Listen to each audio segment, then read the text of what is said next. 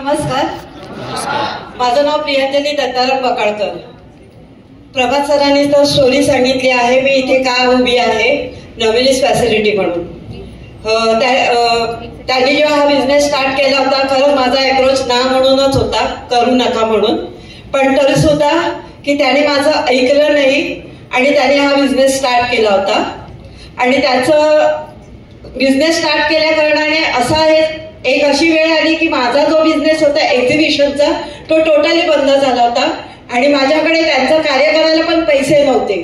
पण त्याने माझं न ऐकल्याने आणि हा बिझनेस स्टार्ट केल्याने तेव्हा ज्यांचं कार्य होतं तेव्हा सुद्धा ह्याच बिझनेसमधून आलेल्या पैशातून मी त्यांचं कार्य केलं. आता इथे लेडीज वर्ग जास्त आहे. तुम्हाला फक्त एकच प्रश्न विचारते, जास्त बोलत नाही, टाइम लिमिट आहे. तुमचे मिस्टर जेव्हा बाहेर जातात, घरचा करता पुरुष बाहेर जातो 1-2 दिवसासाठी, तेव्हा तुम्ही त्यांच्याकडनं पैसे मागून घेता की नाही?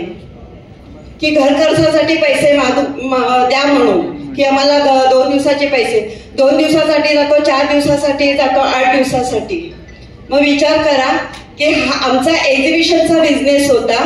मला पण गरज पडायची की ते 2 दिवसासाठी 8 दिवसासाठी बाहेर जावं लागायचं. इथे संतोष आंबरे सर पण आहेत. आमचा एक्झिबिशनचा बिझनेस होता, आम्ही दोघं एकत्र करत होतो आणि हे तर महिन्याभर पुण्याला असायचे. मग विचार करा मला पण पैसे लागायचे. पण आता विचार करा महिन्यासाठी मी खर्च मागून घ्यायची त्यांच्याकडनं, पण आता तर ह्या जगातनच ते गेले होते.